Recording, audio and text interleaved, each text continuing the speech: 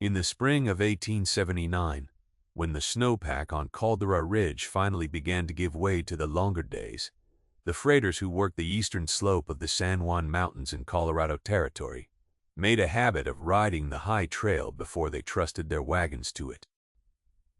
They went looking for deadfall, for washouts, for the blue-gray crevasses that opened where the melt ran fast beneath a surface that still held its shape. What Nora Vash found on the morning of the 14th of April was none of those things. She found a wagon. It sat in the lower saddle of the pass at an elevation of 11,200 feet, wedged against the north-facing outcrop where the trail bent toward the timber. The wheels were locked in ice to the hub. The canvas cover had collapsed inward under the weight of 4 months of snow, and the wood of the sideboards had gone the gray of old bone.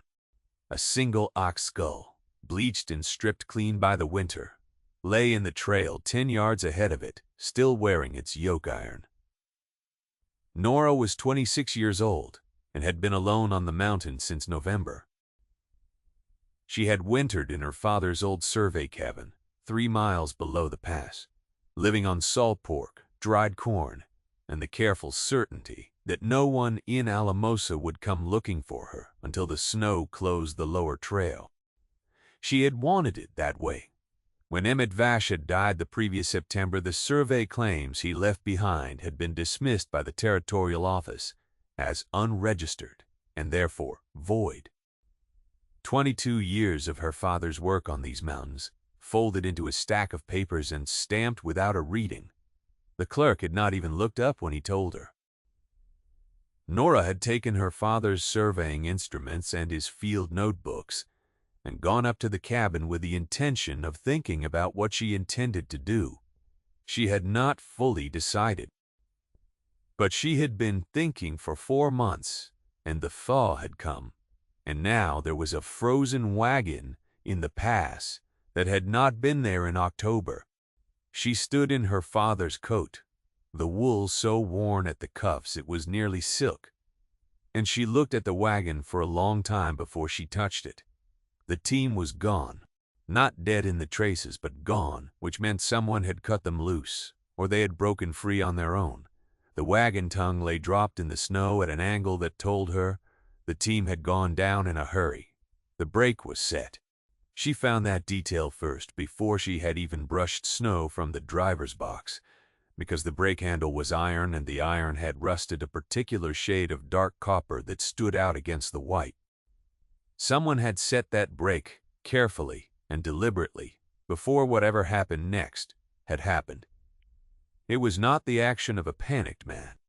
It was the action of a man who intended to come back, or who wanted, at the very least, to ensure that what he was carrying did not roll. She noted it. She did not yet know what it meant. If you have ever stood at altitude in early April, when the wind still carries the cold of the season just past, and the sun has not yet learned to stay, you know the particular quality of silence that comes off a high pass when the snowpack begins to shift. It is not quiet exactly. It is the sound of enormous things settling, the slow exhale of a season releasing what it held. Nora Vash understood that sound. She had grown up in it, had learned to distinguish the creak of ice contracting from the creak of burdened timber, had learned to read the surface of a snowfield for the darker patches that meant running water below. If you understand what patience means at 11,000 feet, stay with this story. Her father had taught her to survey before she could properly read a deed map. Emmett Vash had begun his working life as a miner in the early years of the Colorado Rush, and had discovered sometime in the mid-1860s that the real wealth on the frontier lay not in pulling ore from the ground, but in knowing precisely where the ground was. A miner's claim was worth the paper it was filed on if the lines were wrong. A land grant was worth the acreage that could be defended in a territorial court, and it could only be defended if the corners were in the ground.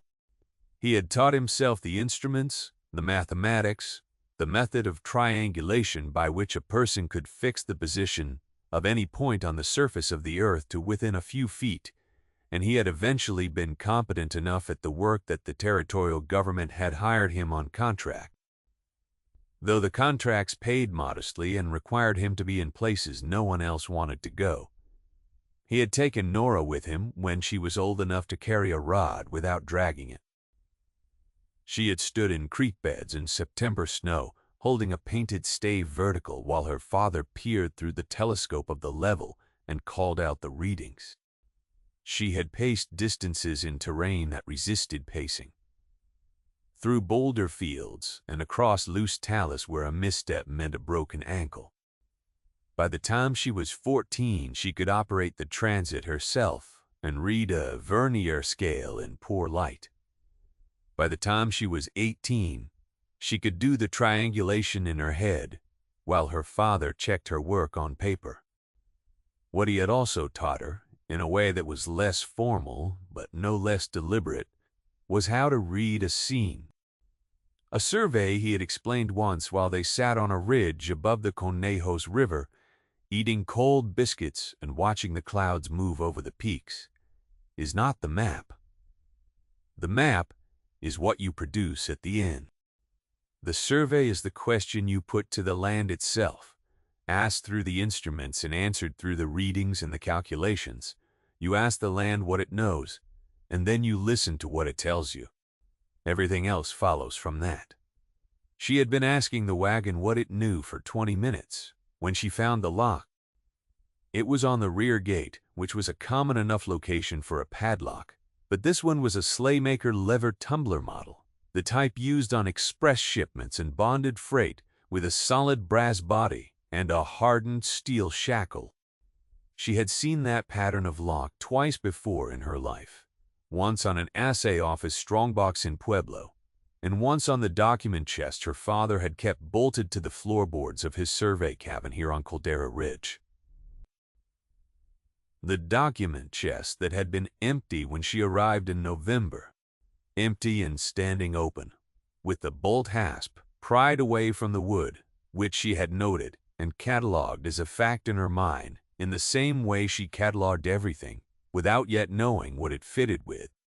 She understood now that it fitted with this. She stood in the cold for a full minute, with her mittens off, looking at the lock. The shackle was rusted shut from 4 months of freeze and thaw cycling.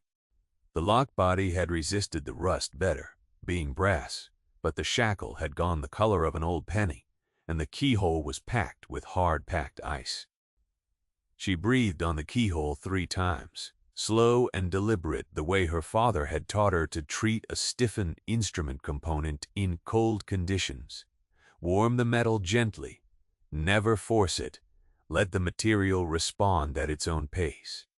Then she went back down the trail to the cabin for her tools. The work to free the wagon took the remainder of that day and all of the following morning. The ice around the wheels was substantial, in some places reaching past the felloes to the hub bands, and it had to be broken with a maul rather than chipped, the blows directed at a slight angle to avoid cracking the spokes. The work was slow because of the elevation. She could swing for no more than 20 minutes before she had to rest, her chest heaving in the thin air, her breath coming in visible plumes even at midday. She broke the wheel ice in stages, working around each wheel in turn, then used a pry bar to confirm the brake mechanism moved freely and the rear axle was not seized to its housing. The Slaymaker lock required more delicacy than the wheel ice. She did not want to destroy it. A lock installed on a bonded freight hask carried legal weight, and she was not yet prepared to discard anything that might carry legal weight. Her father had possessed a small set of lever tumbler bypass tools machined from flat stock steel, which he had purchased years ago from a locksmith in Santa Fe, along with instruction in their use. He had explained to Nora when she was old enough to follow the reasoning that the tools were for situations where the key had been lost and the contents were rightfully yours. She had practiced with them occasionally over the years, on the document chest and on a practice lock. He had mounted to a board for the purpose. She had never needed them in the field until now. The lock opened at 10 minutes past 9 o'clock on the morning of April the 15th. She felt the tumblers move in sequence under the pick, heard the small, precise click as the last lever reached its shear line, and then the shackles shifted in its housing, and she drew it free.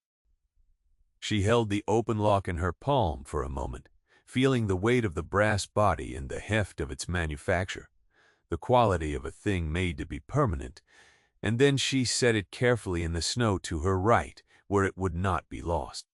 She took hold of the gate latch, then she opened the gate. There is a particular quality of air that escapes from a sealed enclosure that has been frozen solid for months. It is not the smell of decay, because the cold arrests that process entirely. It is something older and drier than decay, the smell of a sealed season, of atmosphere, that has been locked inside one place since before the first snow of the year before last, cold and still and slightly sweet with the cedar oil applied to the boards as a preservative. When Nora pulled the gate down and separated the canvas, that air met her in a breath, and she stood still in it while her eyes adjusted to the interior dimness. The load was not good. There were no barrels, no crates, no sacked grain or bolts of trade cloth. What filled the interior of the wagon was paper. Folded paper, stacked paper, papers rolled into tubes and secured with cord, papers loose in shallow wooden document trays lined with felt, papers bundled in oilcloth against moisture damage. The trays had been built to fit the wagon bed precisely, custom-made, which meant that whoever had packed this load had known exactly what was going into it and had prepared the storage accordingly. This was not improvised hauling. This was careful, premeditated transport of materials someone considered important enough to protect from the elements. At the center of the load, wedged between two document trays, and wrapped in a double layer of waxed canvas, secured with hemp cord, was a wooden case approximately 18 inches long by 12 wide, with brass corner hardware and 3 brass clasp latches on the front face. On the lid burned into the wood in the neat block letters her father had always used for labeling equipment were the initials EV. Nora did not move for a long time. She had seen that case before. She had seen it on her father's surveying table in the Alamosa office, open, in the spring of 1877, during the last visit she had made to him before the disagreement that had grown between them and kept her away. The disagreement had been about something that seemed smaller now than it had felt then.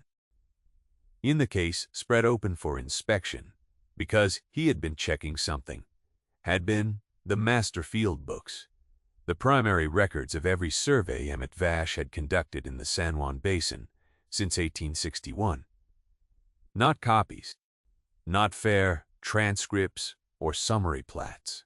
The originals in his hand, containing the instrument readings, the triangulation calculations, the measured traverse notes, and the plat sketches that established every corner and every line. 18 years of work gathered into 51 cloth-bound volumes and stored in a case built to hold them. The territorial office had told her in October that those records did not exist. She reached into the wagon and lifted the case by its handle. It was heavier than she had remembered. She carried it to the tailgate and sat with it across her knees in the cold morning light and worked the brass clasps open, all 3 of them, her fingers going careful and deliberate because the brass was stiff from the cold and she did not want to put stress on the hinges of a case she had no means of repairing up here. The lid came up. The field books were inside, all of them, row upon row in their labeled slots, the cloth covers worn but intact, the spine showing her father's careful penciled annotations of year and survey area. On top of the stack was a single folded sheet of paper that was not a field book, written in her father's hand, addressed to no one in particular and to anyone who found it. She read it once, then she read it again. It was not a long letter. Her father had been an economical writer, preferring to let the record speak rather than the man. But it was complete, and it was clear, and it contained 3 names she had not expected to find. The first was Orrin Marsh, a land speculator from Denver. The second was Silas Fowler, the land office clerk in Alamosa. The third was represented by specific plat numbers, dates, and discrepancy figures that had been at the center of her father's trouble since 1874. She spent the next 3 days at the Wagon, going through the documents. Her father had been surveying the San Juan Basin under territorial government contract since 1861. He had built the foundational survey grid for the entire region, establishing the primary benchmarks from which every subsequent survey in the basin derived its legal standing. In 1874, Orrin Marsh had purchased a controlling interest in 2 large Spanish land grants from the estates of the original grantees, grants that had passed through several hands since the transfer of sovereignty and whose original boundaries had been defined only vaguely in the Spanish period document. Marsh had hired the Territorial Surveyor's Office to establish precise modern boundaries for both grants, and the Territorial Office had contracted the work to Emmett Vash, because he knew this ground better than any other surveyor living. The surveys had revealed a problem. The 2 grants overlapped by 11,400 acres in the center of the basin, a broad expanse of creek bottom and spring-fed meadow ground. The grants were not, as they had been represented in the sale documents, 2 independent parcels. They were, across a substantial portion of their combined area, the same land, and that land was already occupied. 4 ranching families had grazed the overlapping ground under informal use rights since the 1852, rights predating both the territorial government and Marsh's purchase. More critically, the overlapping area also contained 6 of the primary survey benchmarks Emmett Vash had set in 1861 and 1862, the cornerstones of the legal land grid for the entire basin. If Marsh's grants were processed as filed, those benchmarks would be subsumed into private holdings, and the public survey infrastructure would be broken. Vash had presented his findings to the Territorial Surveyor's Office in the fall of 1874. He had recommended that Marsh's boundary claims be revised to eliminate the overlap and that the existing use rights of the 4 families be formally recognized in the survey record. The Territorial Surveyor's Office had forwarded the recommendation to Denver. Nothing had come of it. Between 1874 and 1878, Marsh had worked through attorneys to challenge the finding, to question Vash's professional credentials, to delay the filing of the field books with the land registry, and to pressure the Territorial Office into accepting a revised survey that eliminated the overlap by simply ignoring the benchmarks that proved it. Vash had refused to revise the survey. The documentation of all of it was in the Wagon, in the letter, in the copies of correspondence her father had kept with the same methodical care he kept his instrument readings. Every maneuver, every delay, every payment to Fowler that her father had been able to document. When Vash died in September of 1878, Fowler had declared his field books unregistered and void within the week. He had been waiting for the opportunity. The books had disappeared from the Alamosa office within days of the declaration. She had assumed in October that Marsh's people had destroyed them. What her father had actually done was hire a freighter named Domingo del Casas, a man who had moved loads for him on several previous occasions, and who asked few questions and paid him to carry the books to a contact in Thaw, who would hold them until the federal land office could be reached directly, bypassing the compromised territorial apparatus. Del Casas had loaded the wagon on the 5th of November and started up the pass. The November storm had come in 3 days later, earlier and harder than anyone had predicted. She thought of the brake handle, set carefully in the last hours before the storm took Del Casas over. She thought of the Slaymaker lock, the cedar-lined trays, the specific, deliberate preservation of the load. He had known what he was carrying, and he had done what he could for it. She made her inventory on the third day, a precise and careful listing of every document in the wagon, with dates, reference numbers, and a brief description of the content. She filled 14 pages of one of her own field notebooks with it, writing in the tight, clear hand her father had required of her since childhood. When she found discrepancies between the survey figures in the field books and the official plats registered at the Territorial Land Office, she flagged each one in red and copied the relevant entries into a separate section of the notebook. By the end of the third day, she had identified 31 discrepancies, covering an aggregate ground area of more than 30,000 acres in the basin. The 4 families on the disputed range were the Peraltas, the Archibalds, the Lunds, and the Moraus. She had known Rosa Peralta when she was a girl, during the years when her father had kept a regular circuit through the basin and had sometimes brought Nora along. Rosa's husband had been alive then, a quiet, steady man who had run cattle in the creek bottoms for 30 years and who had treated the range as his own, because, in every meaningful, practical sense, it was. He had been dead 8 years now.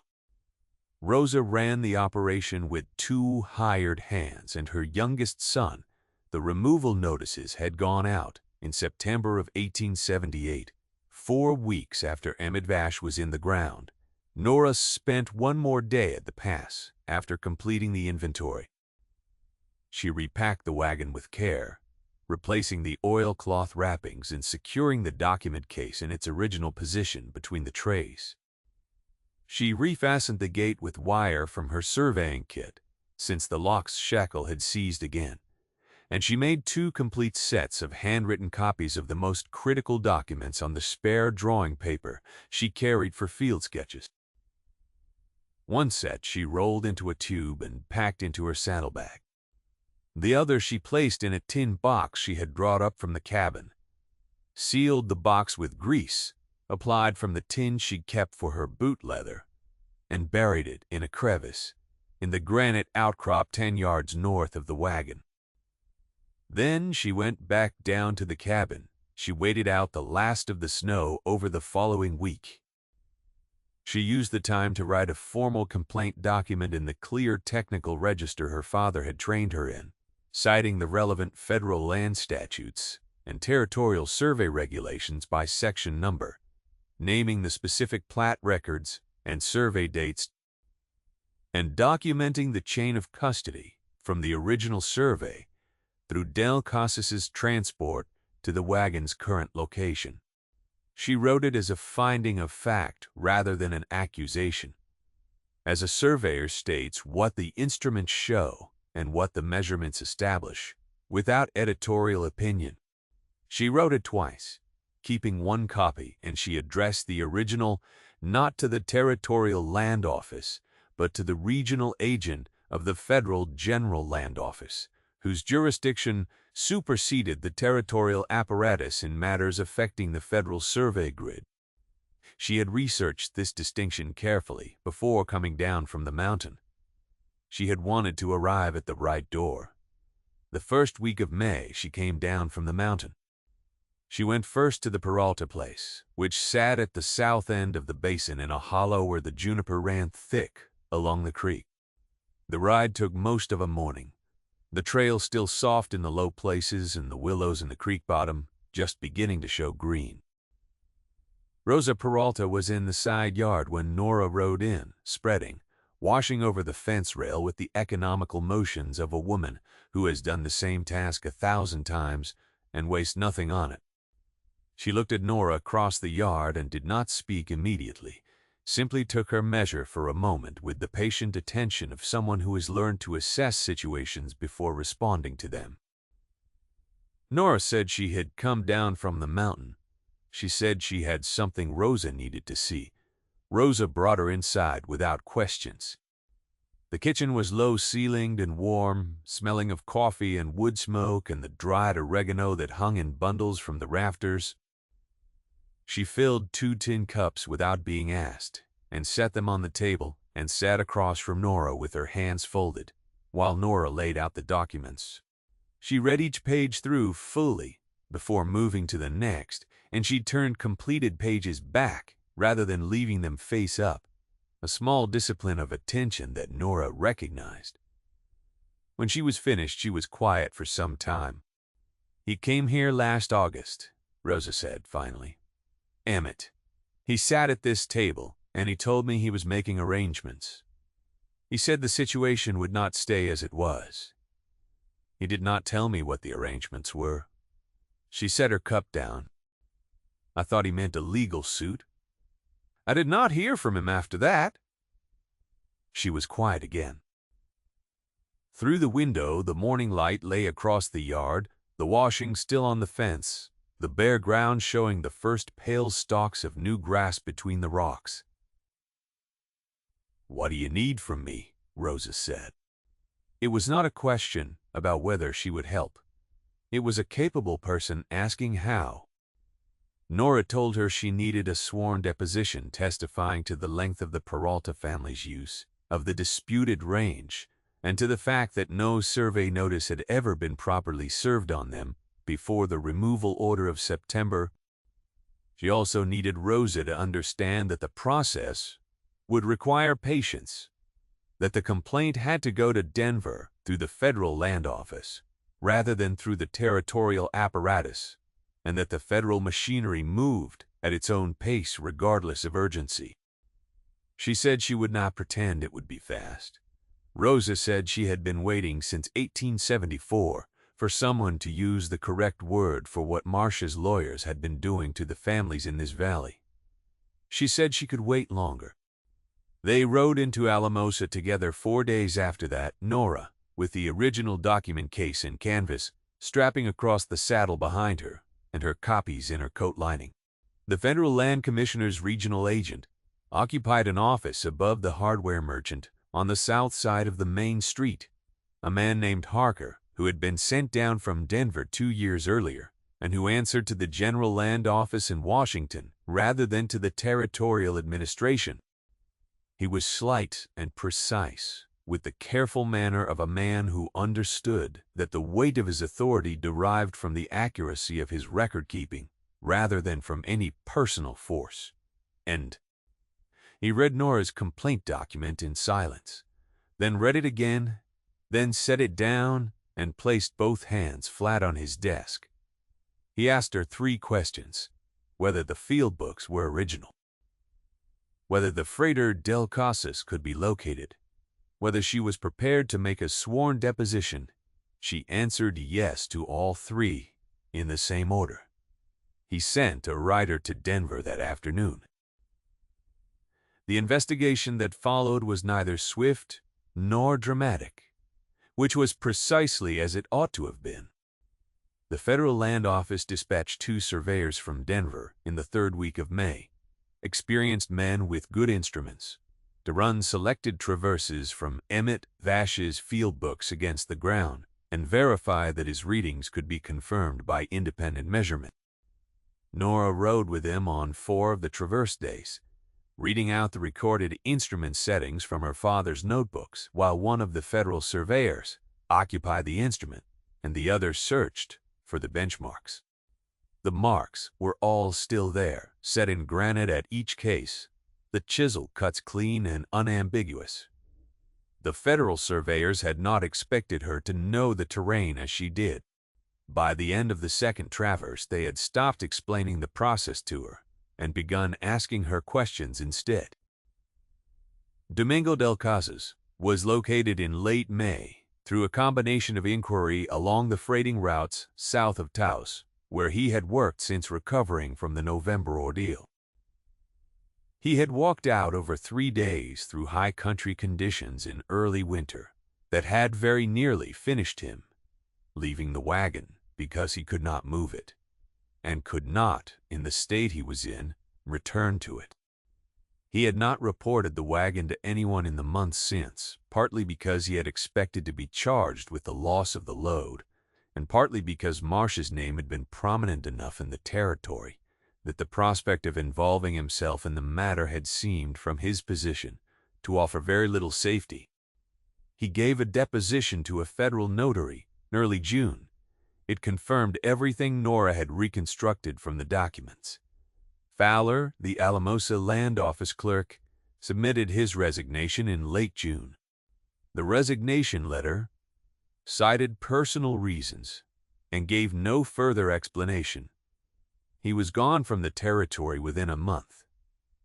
His name did not appear in any subsequent proceeding. The boundary redetermination process moved through July and August, with the federal surveyors completing their traverse work and presenting their findings to the regional land commissioner. In late July, the disputed overlap was formally identified in the federal record as a registration error arising from reliance on invalidated plat data.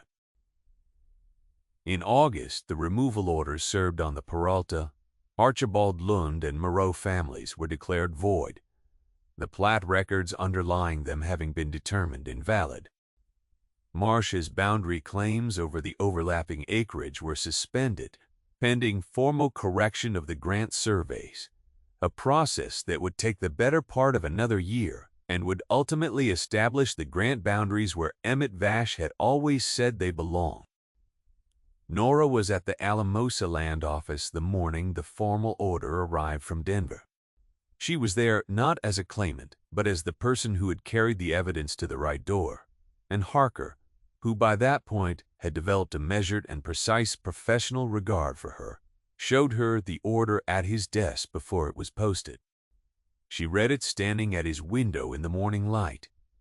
The official type, dense and formal on the paper, each line settling where it needed to settle.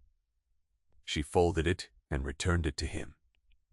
She said it was a correct finding. He said her father had spent a long time building toward this. She said he had. She said he had spent more time on it than he had ever told her directly, and that she was still learning the full extent of what he had known and what he had planned. She said it in a level tone without sentiment, because it was simply true. There is a kind of justice that does not arrive as a verdict announced from a bench or a verdict read aloud in a courtroom. It arrives as a correction of the record, a line redrawn to where it was always supposed to be, the wrong made right, not through force or confrontation, but through the slow, exact work of documentation and verification and the bringing of proof to an authority. It does not announce itself. It takes effect the way a well-set corner stake holds through every season, after it is driven, unobtrusive and immovable, doing its work in the ground without requiring anyone to notice. She rode south to the Peralta place in the early afternoon.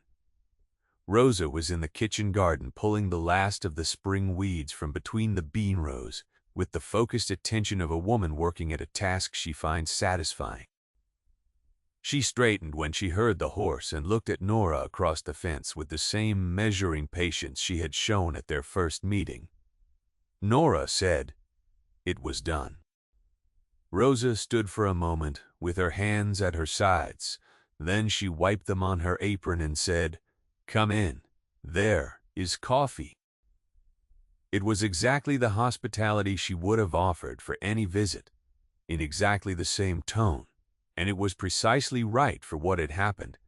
Neither of them needed it to be more than it was. Nora made the same ride to the Archibald place and to the Lund homestead before the week was out, and in the second week of August, she rode out to the upper end of the basin to find Jerome Moreau at his summer camp on the disputed range. He was a man of perhaps 70, lean and rope-weathered, sitting on a camp stool outside his wagon watching his dogs work a band of sheep across the near meadow. He had not removed his animals, despite the removal notice of the previous fall, a stubbornness that had cost him 2 altercations with Marsh's hired riders and a winter of considerable anxiety. but which had also kept the Moreau flock on the range through the disputed period without interruption. She told him what had been decided. He listened without moving, his eyes on the sheep and the dogs. When she finished, he nodded once slowly, and then he said that a man who ran sheep on ground his family had held since before the territory existed ought not to need a letter from Denver to tell him his ground was his. He said it without heat, as a simple statement of how things ought to be, and then he thanked her for coming to tell him in person. The gratitude was understated and genuine, and it was more than enough. She went back up to the pass in the third week of August, when the trail was firm and the summer wildflowers were at their peak on the south-facing slopes, the columbine and paintbrush in full color above the last of the snow in the shaded hollows. The wagon was still in the saddle. The ice that had imprisoned it was entirely gone, the wheels freed, the axles resting on bare rock now instead of frozen ground. The canvas had dried in the summer months and pulled away from the boughs in long strips. The sun had continued its work on the sideboards, drying and checking the wood at the grain. She sat for a while on the tailgate with her back to the interior of the wagon and looked out at the country below the pass. The basin was green in August, greener than it would be in another month, the creek bottoms showing the dark, dense green of the willows and cottonwoods and the lighter grass green of the meadows beyond them. She could pick out the location of the Peralta place by the grove of old cottonwoods that Rose's husband had planted along the fence line when they first came there. Trees that were enormous now, their crowns visible from this height as a distinctive dark mass against the lighter ground. She had not visited her father's grave since October. She was not certain when she would. There was more of him in this pass, in the lock and the wagon and the 51 field books that had finally made their way into the federal record, than there would be in any patch of Alamosa ground. The federal surveyors had identified one of Emmett Vash's original benchmarks in the pass itself, a precisely cut notch in a gray granite outcrop at the south edge of the trail. Its position recorded in the 1862 field book as Traverse Station No. 7 of the Caldera Ridge Primary Traverse. She walked to it now and crouched to look at it, the notch clean and exact, cut with a cold chisel and a hand maul on some morning 18 years before, when her father had stood in this place and read the angles of the mountains through his transit and put the truth of what he measured into his books. She placed her hand over the notch. The stone was warm from the afternoon sun, warm in a way the surrounding rock was not, as though it had stored something particular in the cut. A benchmark, her father had told her on the ridge above the Conhays River, is only useful insofar as it is permanent. You set it truly, and then it holds, and everything that must eventually be resolved comes back to it. The survey that disagrees with a true benchmark is the survey that is wrong, not the benchmark. She stood up and looked out from the pass one more time.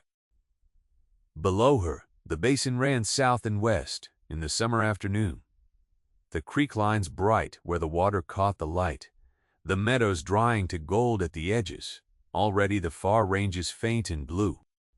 The federal surveyors were still working in the southern quarter of the basin, following out the last of the traverse lines her father had established, confirming what he had put in the ground. They would be finished before the first snow. The record they produced would go into the Federal Archive in Denver, and after that, it would be as close to permanent as anything in this territory was likely to become. The Federal Land Office had offered her a contract 2 weeks ago, on Harker's recommendation, to verify the boundary lines in the northern quarter of the basin, where the survey record was oldest and most uncertain. She had not answered yet. She was considering it carefully, as her father had taught her to consider any commission, assessing the available instruments, the time the work would require, the quality of the record she would leave behind. The northern quarter was the hardest ground in the basin, high and broken, the lines running through terrain where a misreading could compound itself across miles. It was not work for anyone who was not certain of their instruments and their method. She thought she would accept. She walked back to where her packhorse stood at the trail's edge, the transit case balanced on its back and the canvas cradle she had made for it, her father's field notebooks in the saddlebag alongside her own.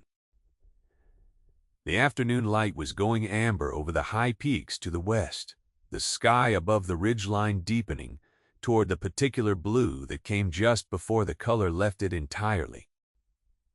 A red-tailed hawk turned in a slow circle on the updraft above the ridge, using the air with the patient certainty of a thing that has understood from the beginning that the country gives back what it is owed.